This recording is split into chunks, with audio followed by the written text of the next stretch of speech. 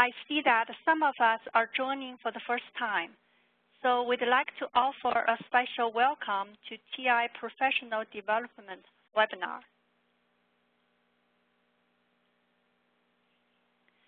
My name is Jen Singh from Texas Instruments, Dallas, U.S. office, and I am the moderator of this event.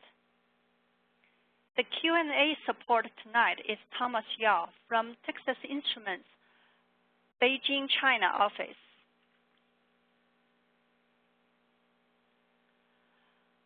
I am very happy to introduce our panelists tonight, Hilary Lai and Bojana Granham. Mr. Lai is the T-Cube Asia instructor, head of math at Biotson Boys School. Hilary has been a math teacher since his graduation from university. Throughout his 30-plus years of teaching life, the world has become more and more dependent on the use of technology. To equip students with the right mindset in problem solving, efficient and effective GDC techniques must be developed alongside with the development of mathematical mind. Hilary has used TI technology in doing this for over 10 years, from TI-92 to TI-Nspire. Also joining us tonight is the well-known international presenter and a national T-Cube trainer from Australia, Mrs. Bojana Granham. Mrs. Granham has 18 years of teaching experience at Wesley College in Melbourne. She's also a DCE and a senior examiner for IB high-level mathematics.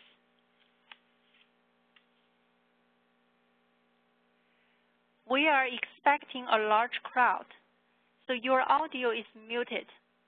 Feel free to send questions using Q&A window on the right side of your screen. We'll be also using the chat window to send general messages. We'd also like to remind everyone that this session is being recorded. And as a reminder, we will provide a link to the certificate of attendance through the chat window at the conclusion of this webinar.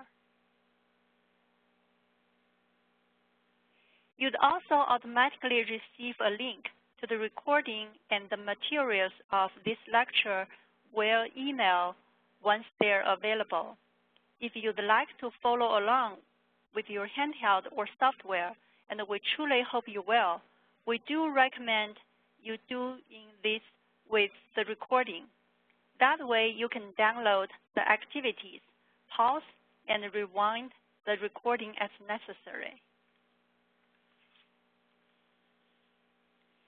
In today's webinar, both presenters will focus on using TI-Nspire CX to handle Paper 2 of IB examination. IB Paper 2 examination requires the use of graphing display calculators. In this webinar, the speakers will show you some useful techniques in handling examination questions using the TI-Nspire CX handheld. Following the lecture, we will share with you the T-Cube training certificate. Now, let's turn it over to our presenters and begin our lecture today. Mr. Lai, you go first.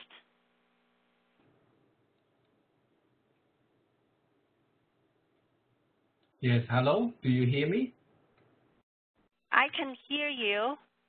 Please share your screen with us.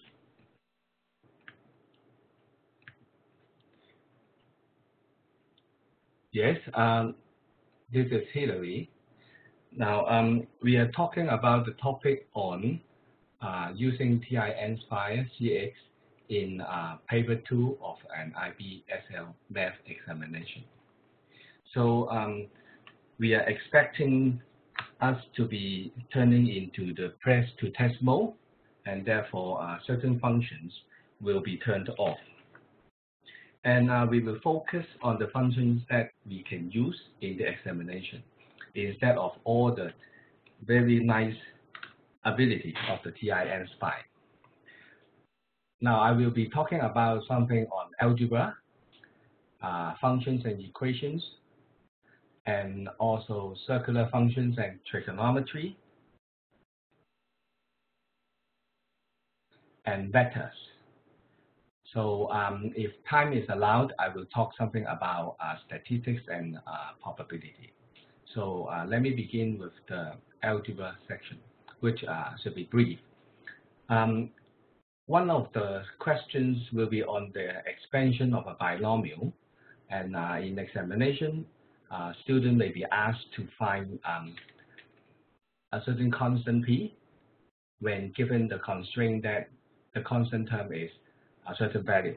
In this case, let me use the example of expanding the binomial with the constant term equal to 1, 4, 5, 1, 5, 2. So students are expected to be able to write down a general term in a certain format like this one, which involves the binomial coefficient and also the terms.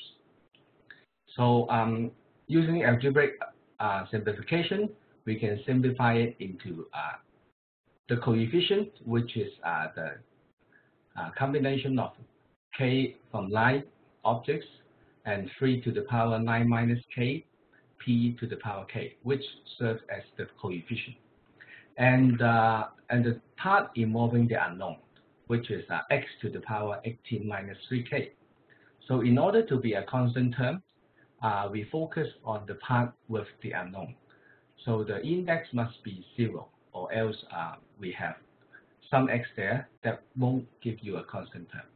So solving that, which is pretty easy, students need not use the Nspire, so they can be they are able to find k equals to 6. But when we substitute the k equals to 6 to the coefficient part, which will give you an equation. Now, in examination, students are working under pressure, so they may have forgotten that when the unknown p to the power 6, which has an even index, may involve a negative number as the answer. So a proper way to avoid that is to use the polyroots function. So in the TI-Nspire, we can switch to the window. So let me go to the calculator page. We can type in, the fastest way is to type in polyroots NCR96 multiplied to 3 to the power 3 times x to the power 6, which is x is stands for p in this situation, minus 14152. Now that is the polynomial, which is actually this part.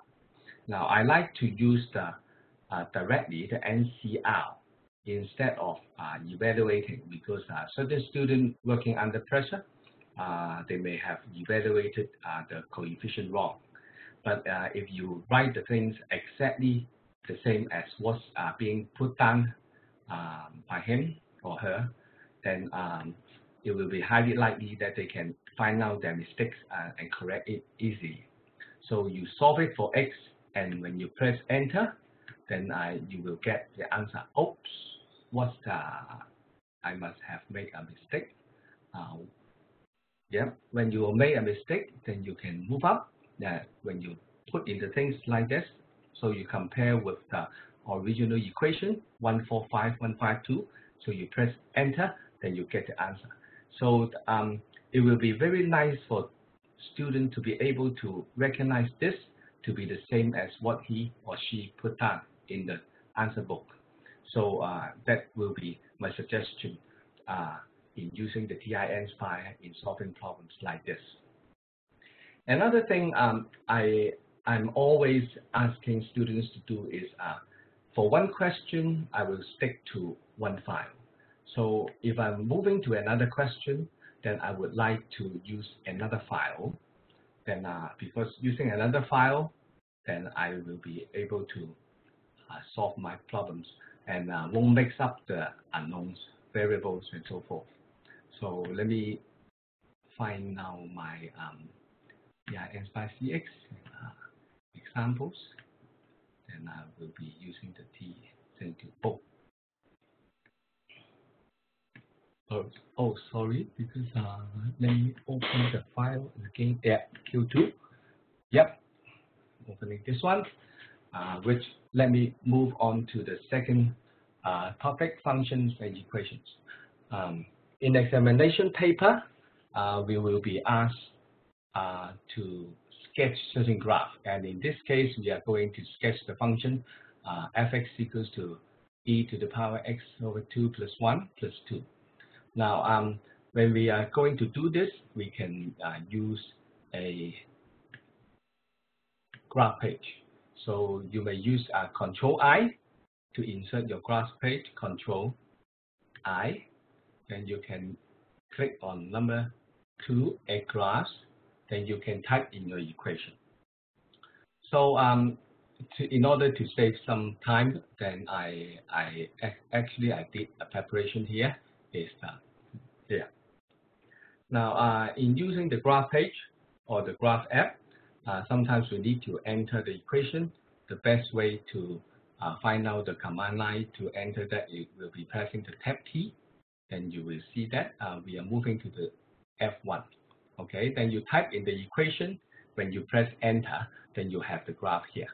But the graph doesn't look nice because when you're working on the graph, it doesn't look like very good looking because of the window setting.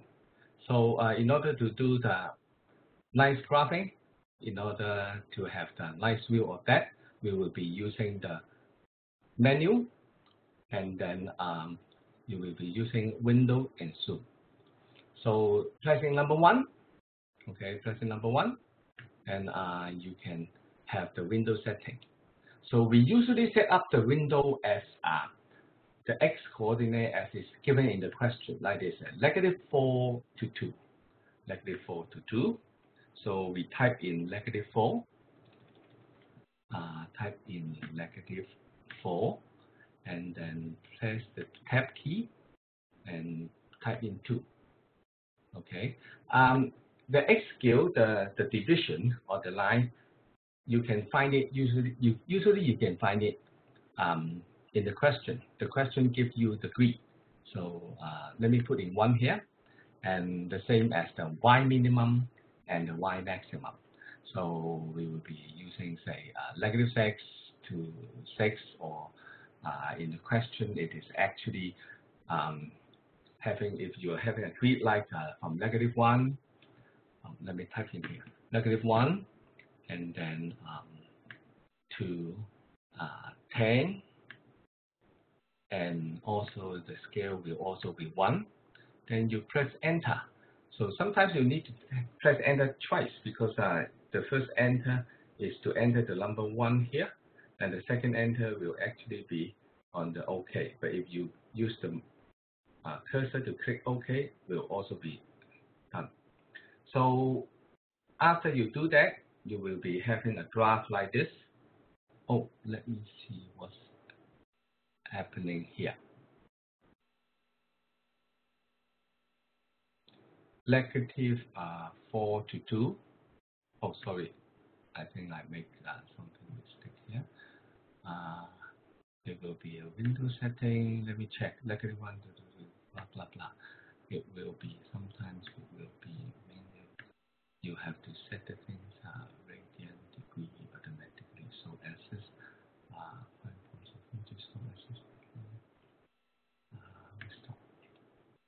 okay. So okay. So oops. Sorry for that. Let me begin again. So let me delete this. Enter. Try it again. Control I, and then I add a graph, and then I add in let me type in the things e to the power x divided by 2, and then plus 1, and then plus 2. So I press enter, then I will take the graph. Yeah, I may have typed something wrong. window zoom, window setting. So I'm from -4 to 2, and then this will be 1. And for this one, I will also be setting it to be -1 to 10. Oops. 10, and the scale will also be 1. So let me take this one. It must be here. So you press enter, then you have the graph. Yep. Now, when you are putting the graph back to the question answer book, then you have to look at the shape of the graph, which is going up, and also you have to look at the intercept. Okay, the intercept is quite a key point. If you make the intercept wrong, so it's surely you're giving a wrong graph as your answer. So for this one, it will be very important for the intercept. So for this graph is like this, but for other graphs, you may be also focusing on the x-intercepts, which correspond to the roots of the corresponding equation. So that is about using the graph page. And next one, we will be also using the graph page Again, let me call up the file first. Okay, that is the first one. Now we are going to solve this equation. When you are asked to solve this equation in examination, then you have to look at this one. It's the range where we are going to find the roots of the equation. So judging from the range, you notice that it will be in radian. And therefore, when you are using the graph page, you have to make sure that it is the radian. So now this is the graph page. Now I personally don't really like to find roots of the equation, because when you are adjusting the window, sometimes the x-axis will be close to the bottom of the window. So it will be quite hard to see something. So I rather find the intersecting point of two graphs. So in this case here, I am graphing the first one, which is 2 times 1 minus cosine x, and graphing the second one. So in order to put in the equation, I press the tab key. Now the first one is here. The second one that I'm going to put in is half times x. So after that, I have an equation here. Now at the same time, when we are going to solve it, then we have a range to look for our roots. So I will again use the window and zoom. Number 1, zoom setting.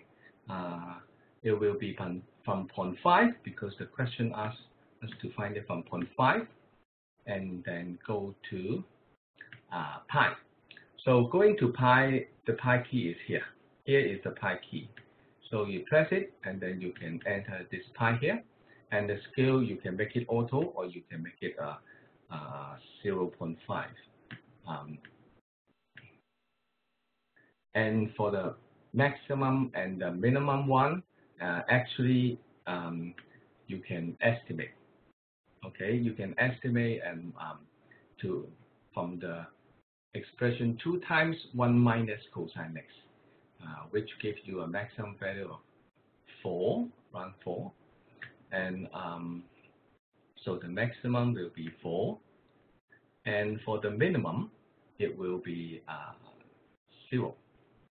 So I can move back by pressing Shift Tab and add in 0.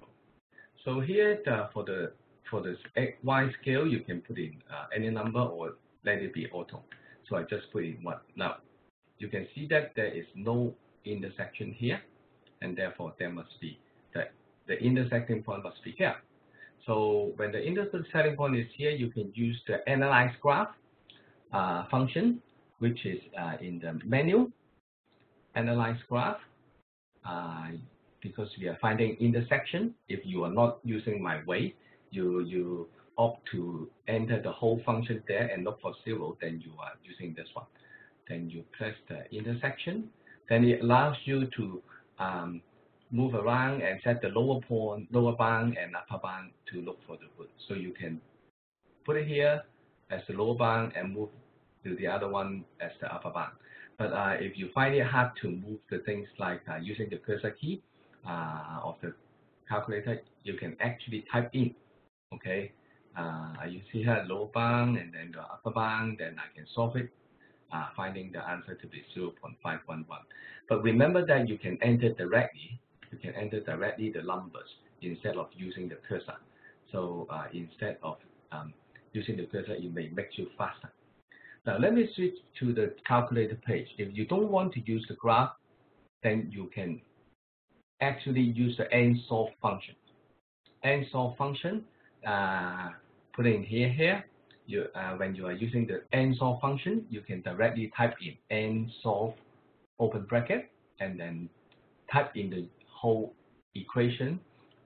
Remember to put a comma here and then put the unknown that you are going to solve. And sometimes it will be nice to give an estimate. So this 0.5 is not because we have see the root to be near to 0.5 in the graph.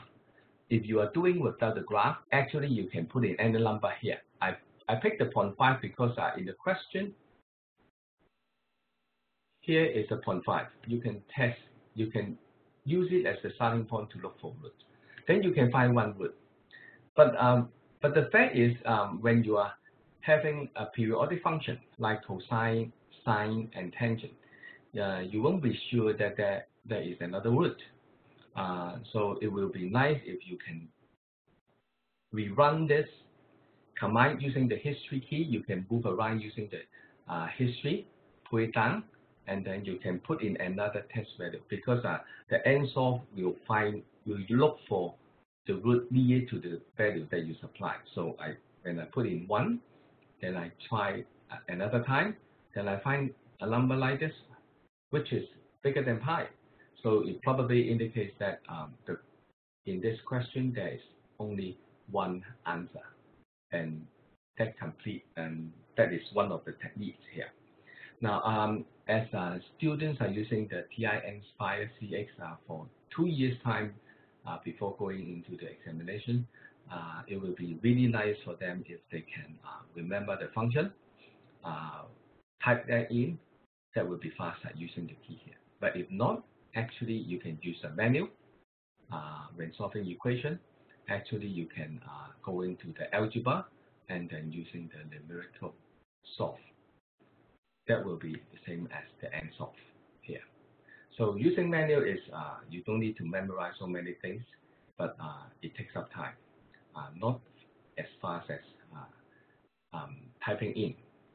So see whether the students are getting used to that or they would like to use the manual. Now, one more question on the trigonometry and solving part. It will be, let me call up the things. It will be number 4. When we are asked to solve inequality like this, sine x minus 4 cosine x plus 4 greater than 3x, the range is there also because you know, for an inequality you probably have more than one answer. So I think it would be quite nice to use graph in this type of question instead of using the NSolve.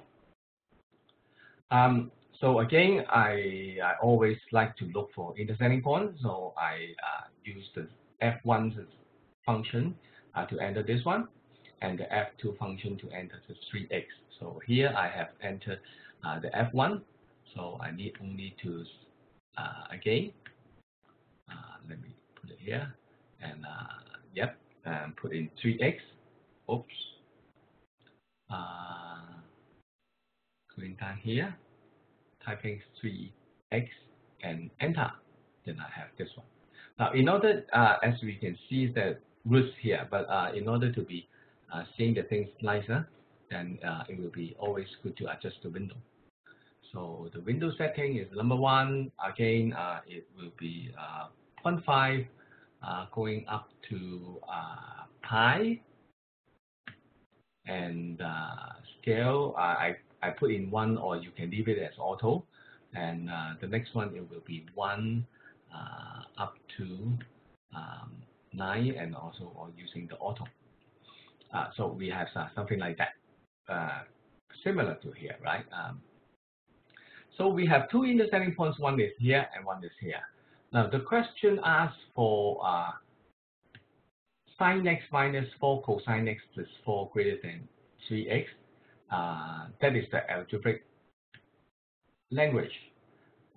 In using the graph, it means that the graph f1, which is sin x minus 4 cosine x plus 4, should be above the greater than sign here is translated in graphical language to above the second graph 3x, and therefore it will be somewhere lying between this point and this point.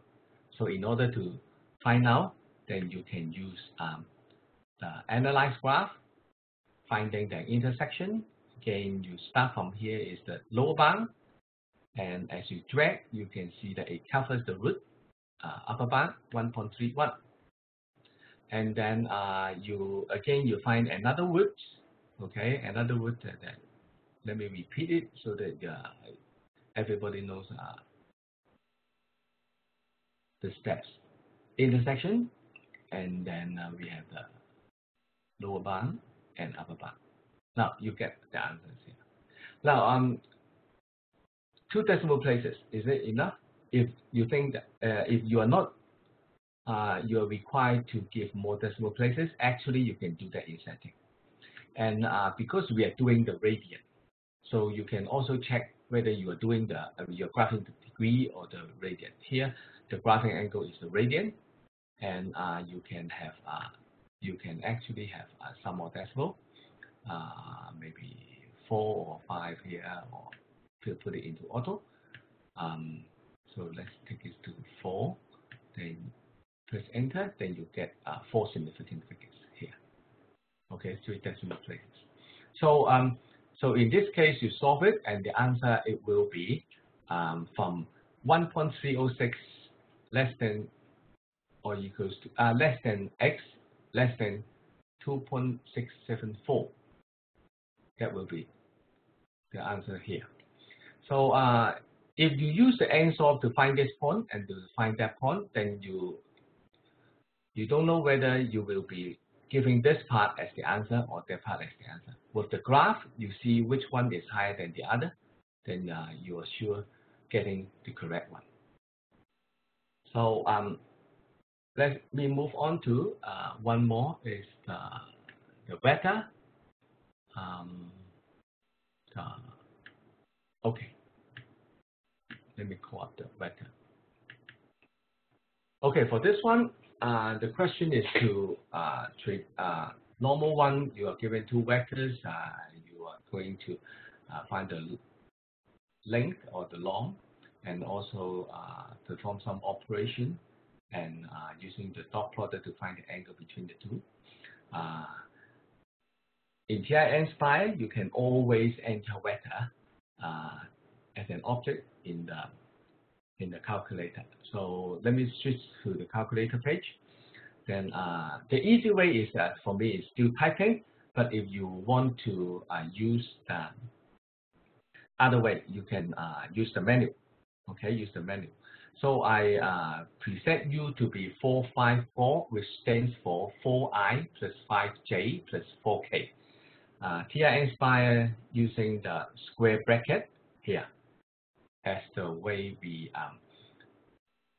enter the vector, and the colon equal to is a way to define an object. So here it is like this, then the colon equal is here. Now let me enter another vector. Here is our menu 7, and then we create a vector. A vector is actually a matrix with say here, I like to make it a row vector, so it will be 1 row and 3 columns. So I put an equal sign here, then I can enter 2 and then 1, that means 1j, and then it will be like this 3 there we have a vector.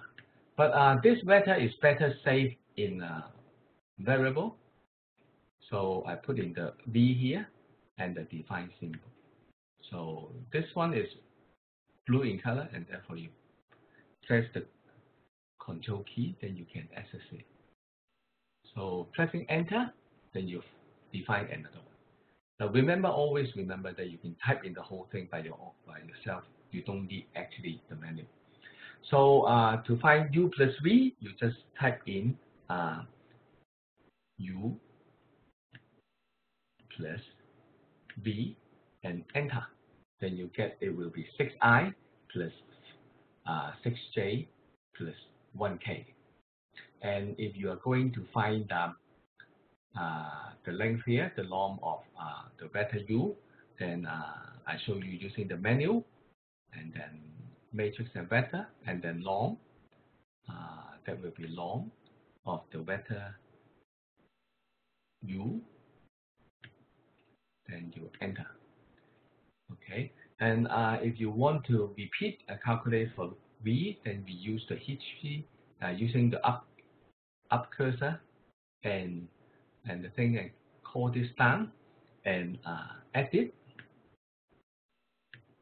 putting in the v vector, and you get the answer. Okay.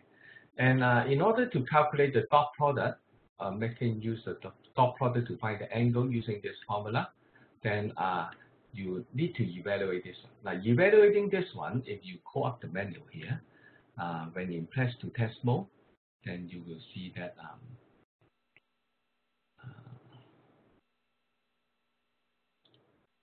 oh, I'm not in press to test mode. Let me get into the press to test mode first.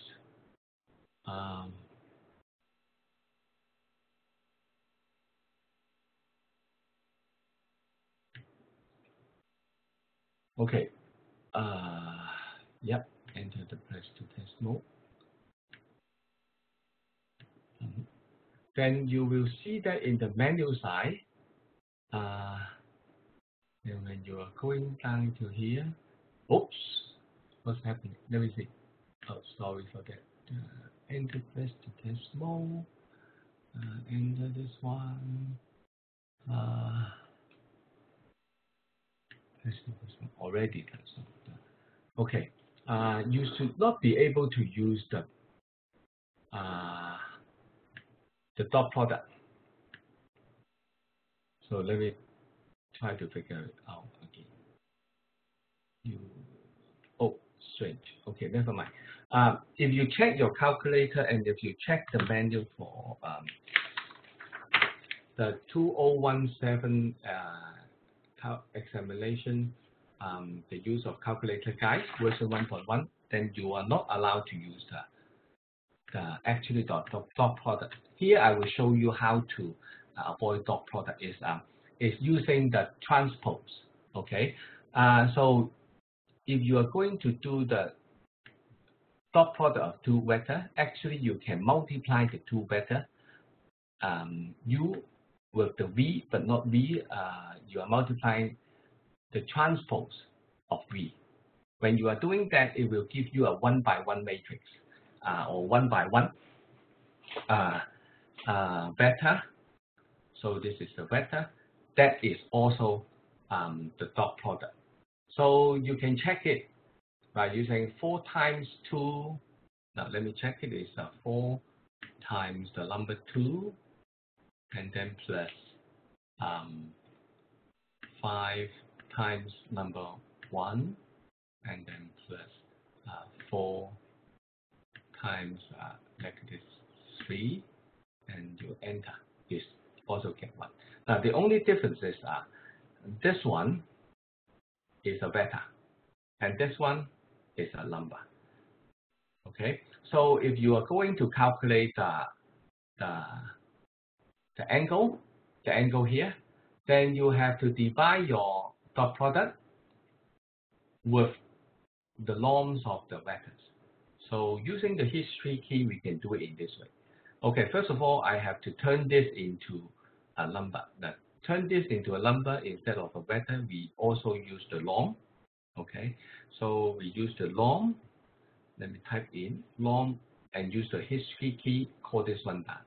Okay, or actually you can just key in the number 1.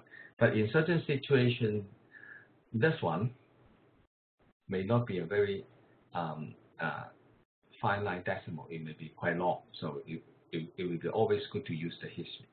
So divide this one, okay, by the norm of v and the norm of u multiplied together. So you need a bracket, and then call down the norm of u multiplied to the norm of v. Then it saves you a lot of typing.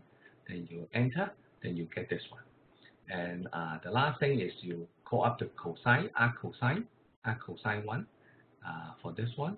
Then you will be getting your answer is, as in radian, is 1.53539. Okay, so this is for the vector.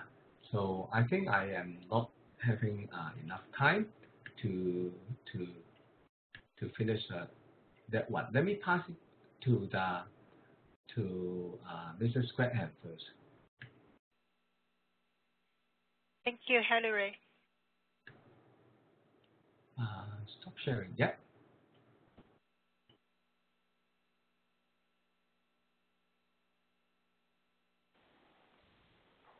Good evening, everyone. I hope you can see my screen now. Yes.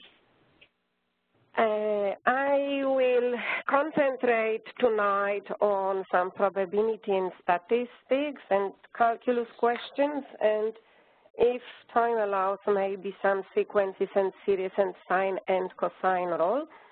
So the first question I chose is the question on discrete probability distribution. So we know the values of x, but the probabilities are given in terms of pronumerals. And the first bit of information says that probability x greater or equal to is 3 probabilities x less than 2. So clearly we need to form 2 simultaneous equations. The sum of probabilities is 1, and using this condition we form the second equation.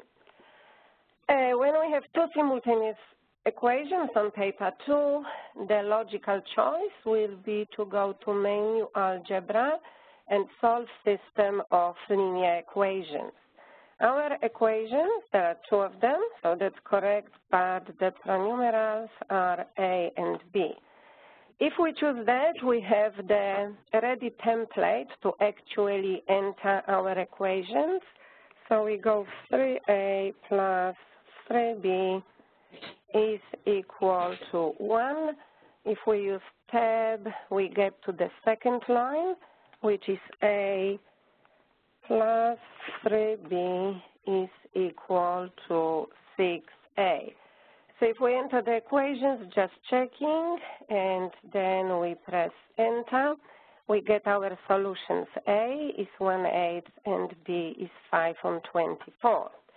So what we can do now, we can actually tell the calculator that we want a to be 1/8, so we store 1/8 as a, and we store 5/24 as, 5/24 we store as b. So now calculator remembers that these are the values of a and b.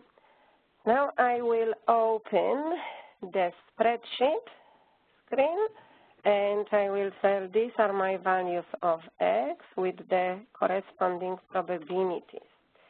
So we enter the values of x, which are 0, 1, 2, 3, 4, and 5. And because I already stored the values of a and b, I can just enter a and it comes bold. So we had 3 a's and then we had 3 b's. It's always important to enter the last value, because if it's left unentered, then the calculator will have mismatch of dimensions. So next question is asking to calculate the expected value. So we can use menu, statistics, start calculations. What's happening here? Something happened.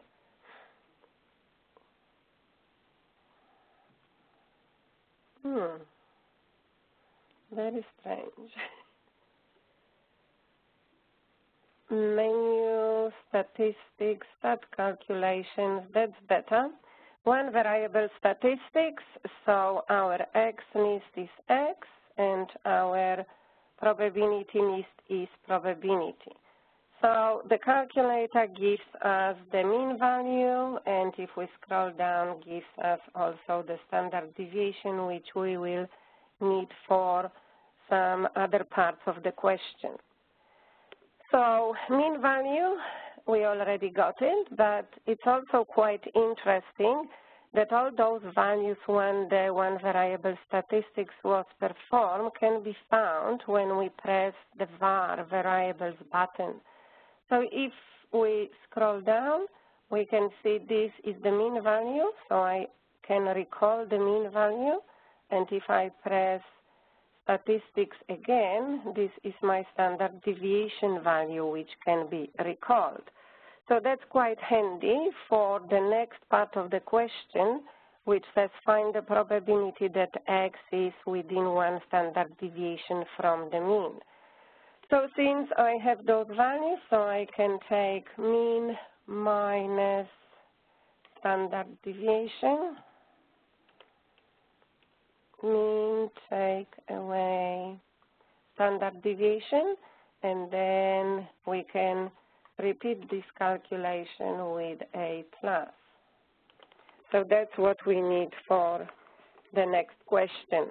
So we know that X is greater than 1.2, so in our table we'll start with 2, and we know X has to be less than 4.5, so it has to be from 2 to 4, so in other ways we have A plus 2B, so we can just type A plus 2B, and this is the required probability as a fraction or as a decimal.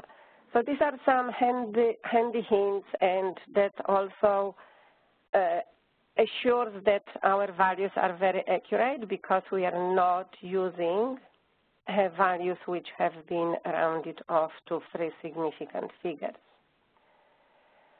Let's have a look at normal probability distribution question. Now, I always tell my students when you are on the exam, you start on the new question, just insert a new problem, as Mr. Lay was saying as well, because we then don't have the variables which were assigned, and our X from the spreadsheet will not carry on to other pages if we start on a new problem. So that's a very handy hint for the students. So sketching a diagram, I did it, but the students will, of course, sketch it by hand. Most of the studies question will ask them to sketch a diagram, sometimes in standard level also. So here we have, looking at the fish caught in a certain river, which follows normal distribution. Mean is 32, and standard deviation is 4 centimeters. If a fish is less than 27, it's undersized and has to be returned to the river. So find the probability that a fish is undersized. So we use our probability distributions, and we need normal CDF. Lower bound we leave as it is, and using tab we want to be less than 27, and we need to enter 32 and the standard deviation 4, and that gives us the probability. Now, next question says, a fisherman catches 20 fish in one afternoon. Find the expected number of the fish which he would have taken home. So this is the probability that the fish is undersized. So we need to take 20 and multiply times 1 minus this probability, because we want the fish to be the correct size. Again, using the value by going with the arrow up, assures that we have the good probability not using the rounded values. Typical question for study standard level would be given that 65% of the fish measure, and here students need to pay attention, it's more or less, more than m, find the value of m. So this one asks for inverse normal, but area needs to be 1 minus 0.65 because we are more, and inverse always goes from the left-hand side, and 32 and 4, and we obtain the required value. So that was a couple of probability questions. Let's have a look at calculus, and a very typical question is finding the equation of the tangent. So again, insert a new problem, and this time we wish to have a graph. So our equation is 1 plus, and of course we have to use the E button, to the power negative 2x. Enter. Now we might see this screen as it is. There is another option. We could do zoom in, and we might just zoom a bit here because this is the area we are interested in. Now if we go to menu and geometry and points and lines, there is the function which is tangent. It is available in press to test. So tangent to what? To the graph, so click at what point, and if I open left bracket and then I say E to the power, I have to do it twice because with E it didn't quite like it, E to x is E to the power of 1, we need to say divided by 4, and we get the equation of the tangent. As Mr. Lay showed before, if we want to have bigger accuracy to make sure we are correct to 3 significant figures, it didn't change this time, but you would have to do it again and it will change it. So this is how we can obtain the equation of the tangent in the graph screen, but we can also do a similar thing using our derivative. So if I say dx, and our function is already defined as f1 in x because we have graphed it, and we want the tangent at x equal e to the power 1 divided by 4. So this is the gradient, and we can go back to the graph and check. Yep, it looks fine. So what we'll do, we'll store it as m. So this is the gradient of the tangent, and it is stored. Now, in order to find the y-intercept, so now we want to find this value, 1.61, using the calculator screen. First of all, we need to find the y value at a point, so I just copy that, Control-C, Control-V. So this is my y value at the point, and now we need to write the equation by using Numerical Solve, menu Algebra, Numerical Solve. So we know that this is the y value, and this y value is equal to m multiplied by our x value. So I can bring it down to save time, plus c, hopefully will work, and we want to solve for c. So this is the c value, which we can compare more accurate, 1606, and again, I can store that as c. Now, once I've calculated m and c, I can get a new screen, and if I go up, this graph already was done, so I can go Window, zoom in somewhere there. And now if I open the graph screen again and I type M times X and plus C, I get the tangent nicely drawn, but this time it is as a function. So why I'm doing that? Because it actually will allow me now to use the bound area, which is the next question here, that we want to find the area bounded by the graph of f, the tangent, and the y-axis. So this tiny little bit, we could again zoom in a bit there so we can see more of the area. And now we go Menu, Analyze Graph, and this is bounded area. Since there are only two values, I can say I want to go from 0, and I'm moving up to the intersection point, and here we get our area. Since I've changed the window setting, now the area is more accurate. Once I have F1 and F2, I could, of course, use a definite integral in the calculator screen.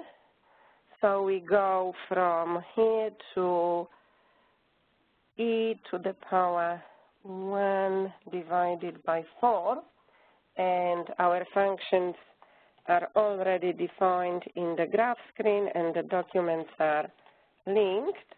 So we go F1 minus F2 dx and enter, and that gives us the area.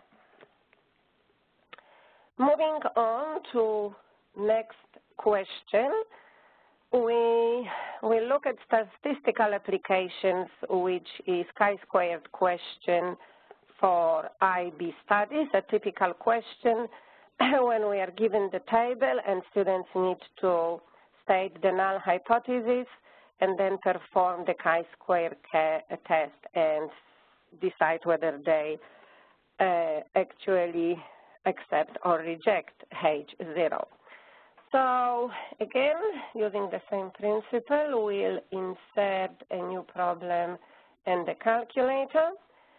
We need to enter our table as a matrix. So looking at our matrix here, we have 1, 2, 3, 4 columns because the fifth one is the total, and we have gender, male and female. So number of rows is 2. Sorry, I need to move back to the question. Number of rows is 2, and number of columns is 4. So once we have that, we need to enter the numbers. So the numbers are 80. You step to skip to the next one, and 20, and tab 65, and 35. Using tab again gets us down there, 70, 30, 35, and 65. In order to use the statistics later test, we need to have this matrix defined as observed matrix. And now if I go to menu, statistics, and we go stats, test, and we go two-way test, and we enter observe matrix, we get our statistics. There were some questions about degrees of freedom. Degrees of freedom will be given here. Chi-squared value is 20.7, which is higher than 9.49, so we reject the null hypothesis and state that gender and color preference are dependent. Now we can also go to variables and then get the expected matrix, and students do need to show the calculations for the expected matrix, but that helps if they can check their calculations in case sometimes the significance level is given, they need to look at the p-value, and we see the probability is extremely small, much less than 0.05, so that is another way of rejecting the null hypothesis. I have a question here on sequences and series. So we start with geometric sequence. The first term is given in the third one, and we want to find the sum of the first 5 terms. So again, insert a new problem and the calculator page.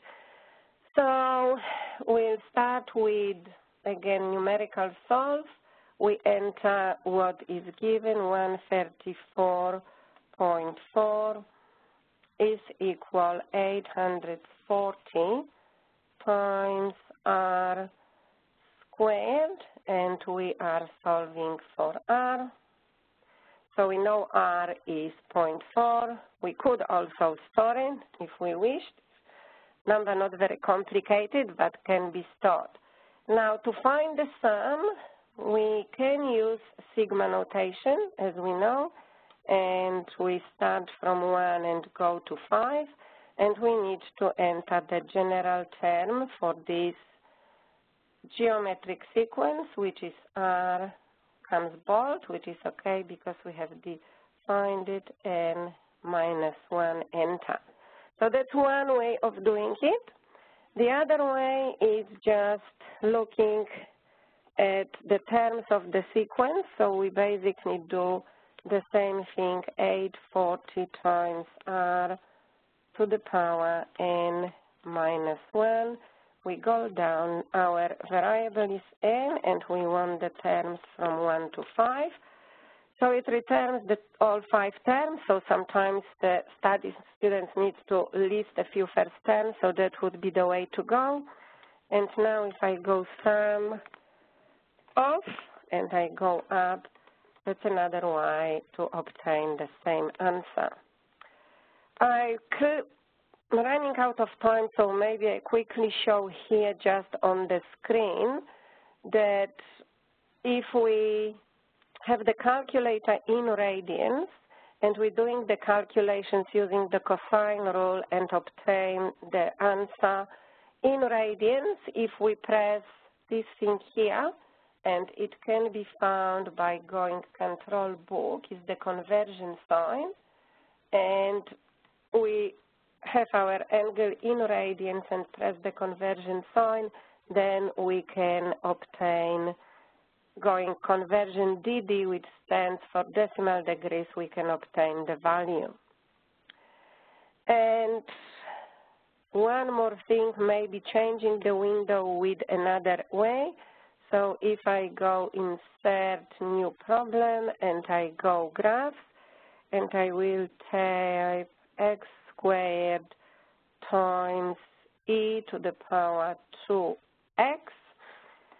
I don't see the graph very well, so what can be done if I go here and double click and I put, let's say, 3, and then I go tab, it gets me to this point minus 0.2, and I press tab again, I go, let's say, to -5, and tab again, I change to 1.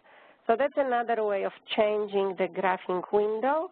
Again, we could do zoom in if we want to do it slightly differently.